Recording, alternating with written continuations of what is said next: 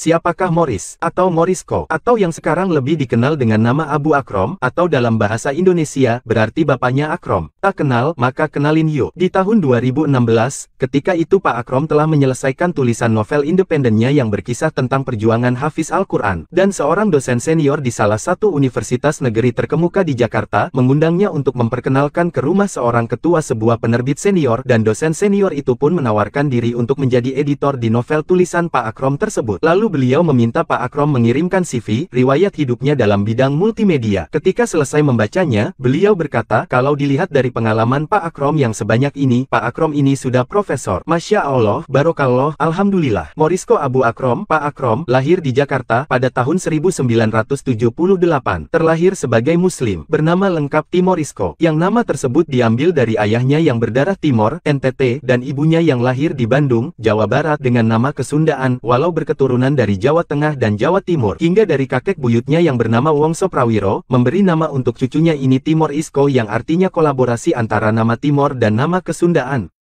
Serius memperdalam ilmu teater saat kelas 6 SD mulai tahun 1989, membuat guru teaternya sering mengajak Pak Akrom untuk membantunya mengajar ekstrakurikuler ke SMA-SMA, sanggar-sanggar dan kampus tempat guru teater tersebut berkuliah. Dan di kelas 2 SMP, Pak Akrom diajak guru teaternya untuk menjadi salah satu peran pelajar SMP untuk film tayangan pembukaan bioskop 21 seluruh Indonesia pada masa itu, yang disutradarai oleh kru dari TVRI Pusat Jakarta. Di kelas 3 SMP, tahun 1993, Pak Akrom diajak teman guru teaternya yang bekerja di salah satu industri suli suara atau dubbing untuk film-film yang ditayangkan di SCTV. Karena masih sekolah dan masuk siang pulang sore, maka Pak Akrom mengambil jadwal shift 3 di perusahaan industri suli suara tersebut. Masuk jam 12 malam, selesai jam 7 pagi. Kelas 2 SMA, tahun 1995, Pak Akrom mulai aktif sebagai penulis skenario drama, koordinator proyek, pemain drama maupun operet dan pengatur peran di TVRI Pusat Jakarta. 2